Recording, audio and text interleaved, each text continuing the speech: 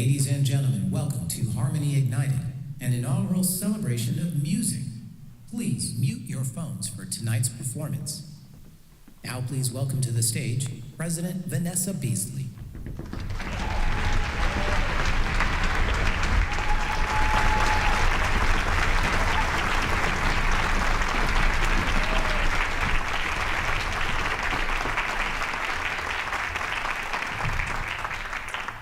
Welcome. Family and friends and all of our guests tonight, I am so glad that you joined us here this evening. It is my true joy to welcome you to Harmony Ignited, a celebration of music curated especially in honor of this week's inauguration events. I would also like to welcome those streaming this performance on our Tiger Network. As part of my very personal welcome to you, I'd like to start with a quote from someone else. Music is probably the one real magic I have encountered in my life. There's not some trick involved with it. It's pure and it's real. It moves, it heals, it communicates, and it does all of these incredible things. These are the words of musician and songwriter Tom Petty.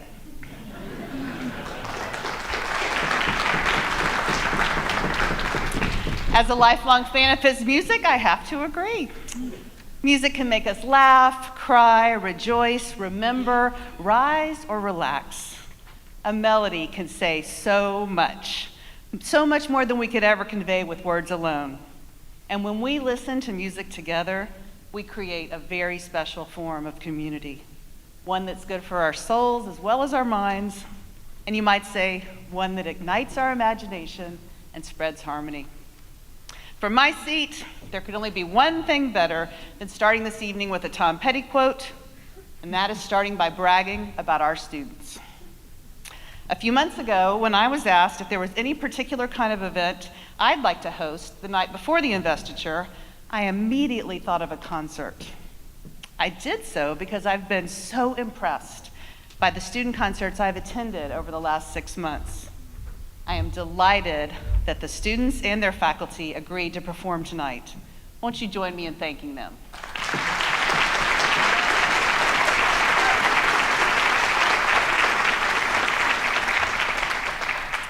From a stirring or soothing symphonic ensemble to sophisticated and smooth jazz, our students and their instructors are doing incredible things, just as Mr. Petty described. I want you to know that our student performers on the stage tonight represent more than 20 different majors, all united by their passion for music.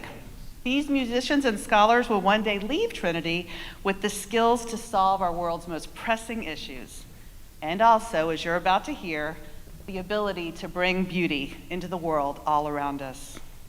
Once again, thank you for joining us tonight, and enjoy the performance.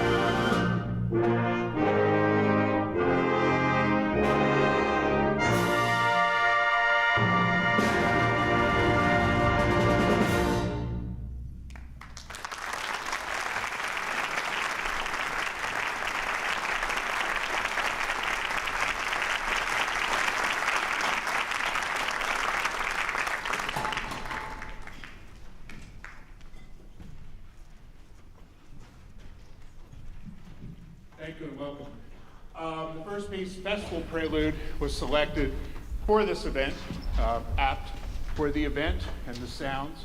The next piece is Ancient Desert Drone. And drones have many connotations, dare I say. And in music, a drone is a steady pitch that never changes. And what Henry Cowell did was write a piece where this single sound, a D for those keeping score, is going to sound through the piece while he meanders all these other melodies. Henry Cowell is one of the most important compositional figures in the United States in the 20th century, sadly neglected, overshadowed by bigger names with better publishers.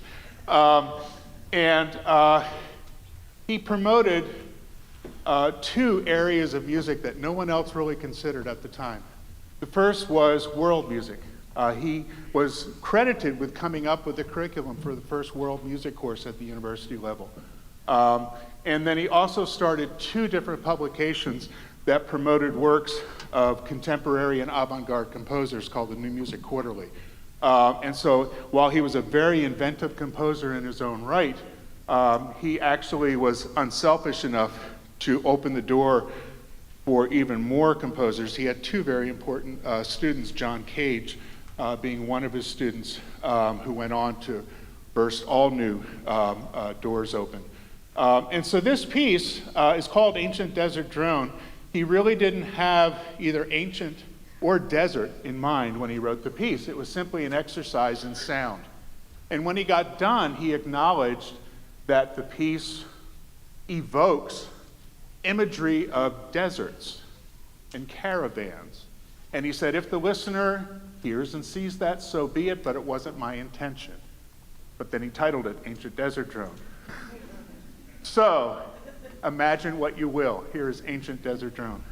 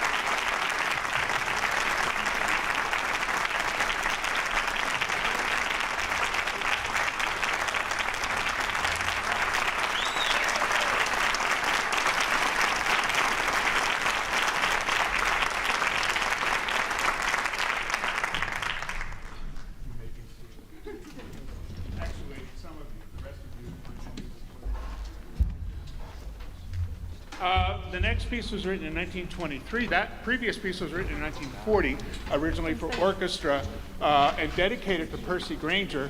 Percy Grainger's kind of like one of the cornerstone composers in wind band literature, and it was Percy Grainger who suggested to Henry Cowell to write a piece with this drone in it.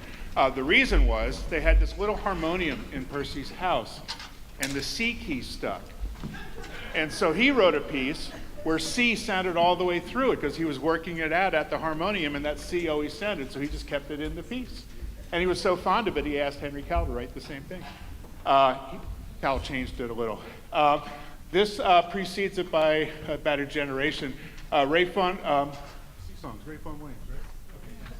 right? Ray Vaughan Williams, very, very important British composer. At the end of the 19th, into the 20th century, the biggest charge in cultivated English music was to revert back to folk songs. And so this was at the advent of recordings. And so they would go and record out in the pubs, folks singing folk songs. And then they would incorporate them into their compositions. He and Gustav Holst became close friends with this project that they shared information back and forth. This is part of that process. Sea Songs is now performed as a standalone piece, but it was the fourth movement of a now three-movement suite of English folk songs. And so there are actually three different folk songs embedded in this. It's basically a march, but Ray Vaughan Williams is not going to simply write a march. And so there are these beautiful, interesting counterlines that go on, and the colors shift all the time. And so what on the surface appears to be a very simple piece that you just go down, up, and play the notes, there's an awful lot of music embedded in it. So this is Ray Vaughan Williams' Sea Songs.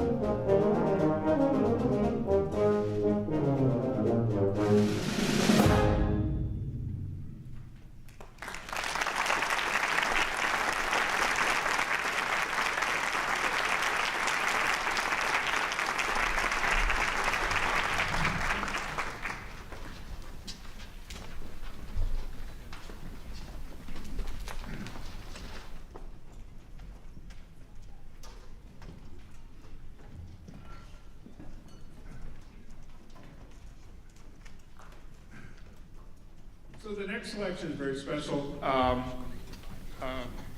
This performance will be the first performance of the piece since the premiere in the fall. Is that right, Jim? Yeah, in the fall, just last semester at Arkansas State. And the piece is called Seasons. It's in 4 connected movements. So you'll see in the program, there are not delineated movements. There's a very slight pause, just sort of an exhale, and then we continue to move, much like the seasons hit us. It has one of the rare pieces that has a soprano vocalist with wind ensemble. One of the things that differentiates wind ensemble perhaps from orchestra is that in orchestra the strings provide sort of the constant color, and then all the added color are the wind instruments.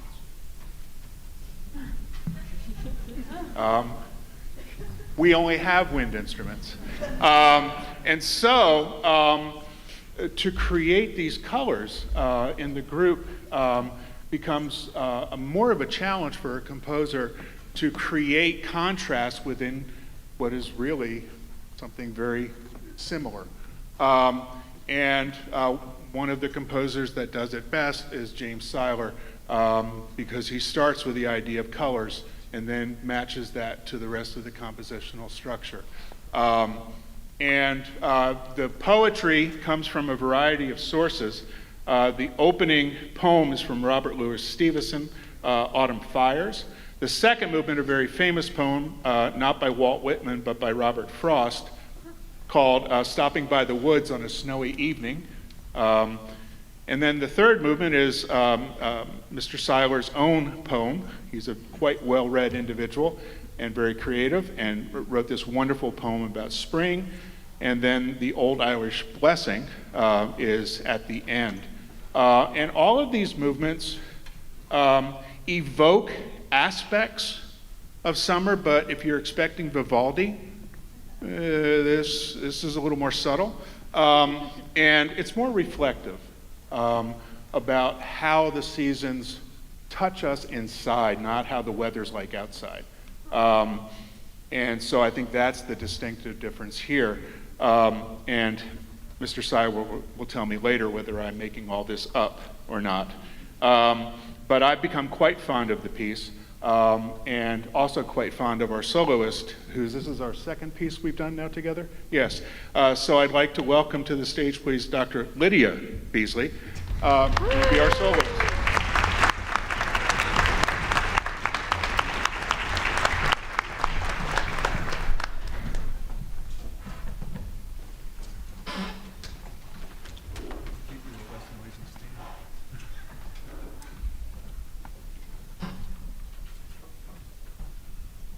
Do an introduction first. Can we tune?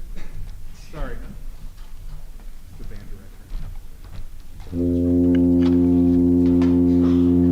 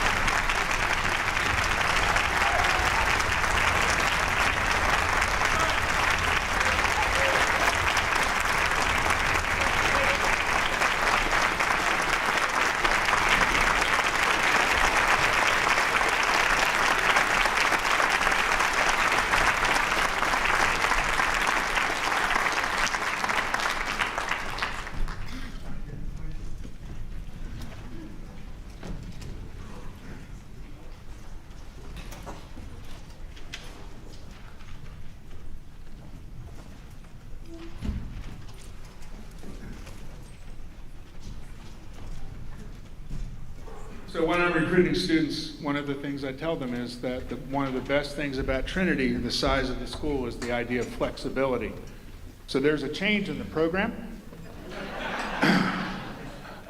For the closing piece, I decided for a variety of reasons. One, because it really, I think,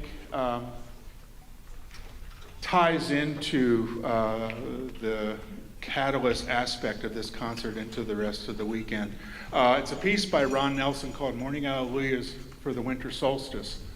And it was commissioned by a person, Fred Fresnel.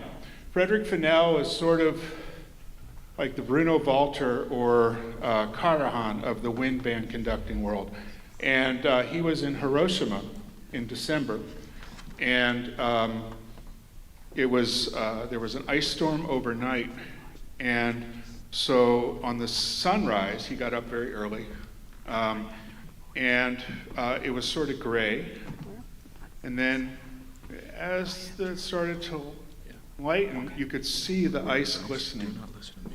And then the sun came through, and it was the most brilliant reflection of light Fresnel had ever experienced. And of course, he ties it into the phoenix-like ascension of Hiroshima after the Second World War.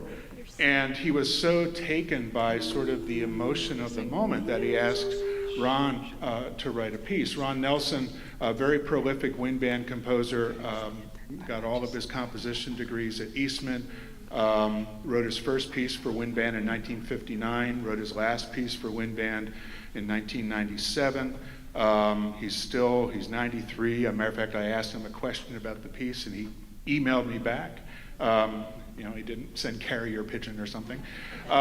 He's a remarkable individual. And one of the earmarks of Ron Nelson's pieces is this, again, coming back to Jim's idea of color. And he loves brilliance. And so this idea of the brilliant sunshine off the ice-laden branches was perfect for Nelson. And it starts with that sunrise moment. And so it's 3 minutes of the slowest sunrise you've ever felt, but the arrival is so rewarding when you get there, and then the burst of energy. And so I thought this was an apt ending for our portion of the concert. I have a note from management, and I will read it verbatim so that I behave and get it correct. Immediately following the concert, join us at the Magic Stones for a surprise in the sky. The show will last 8 minutes, and then we will walk next door to CSI for the reception. My understanding is that not everybody is from Canada and Wisconsin or upstate New York, and some people perceive it cold outside. So the reception has been moved to an indoor facility. I thought that may make a few people happy, yes. Before I get myself in trouble, here is Morning Alleluias for the Winter Solstice.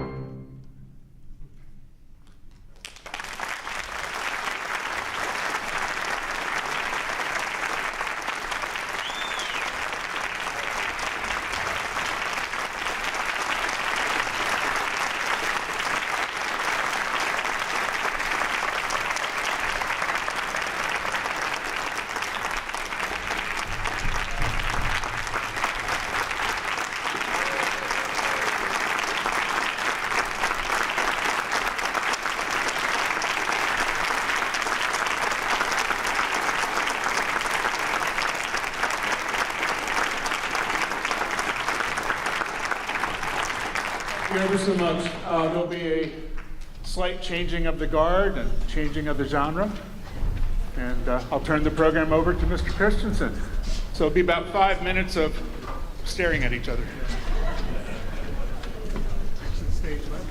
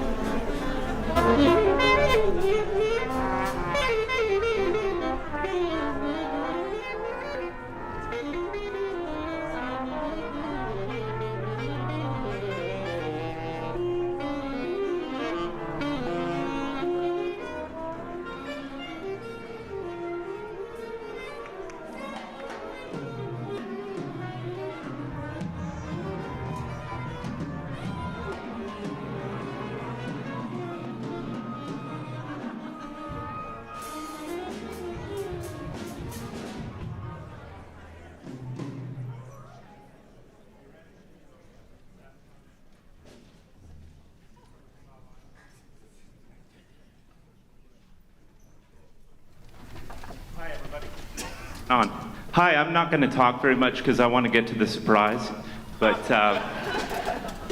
we're the Jazz Ensemble and we're going to throw a wrench in things and play Sabotage.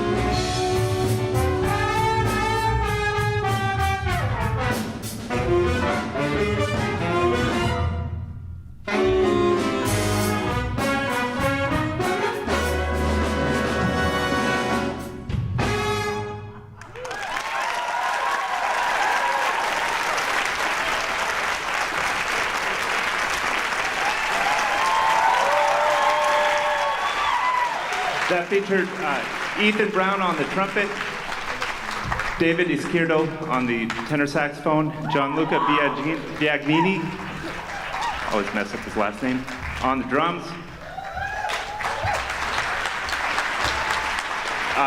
We're going to continue with a piece by Jamie Webb. Some of you might know some of his work. This is called Wichita Lineman. And it's going to feature on trombone, Scott Walt.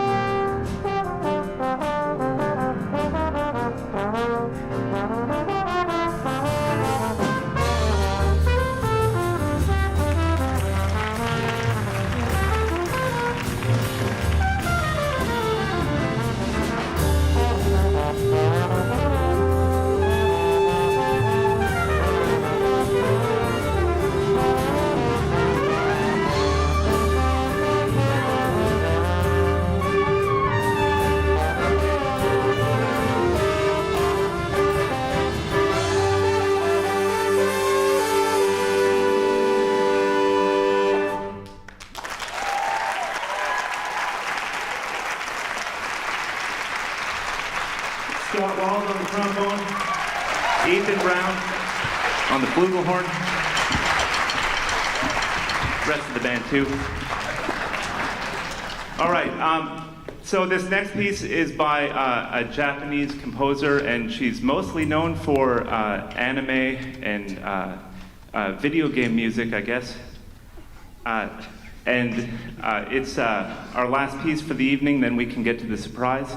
But it features, there's also a solo by Noah Wenig on the piano yeah. And it didn't get into the program because someone forgot to put it in there. Sorry, Noah. It's okay.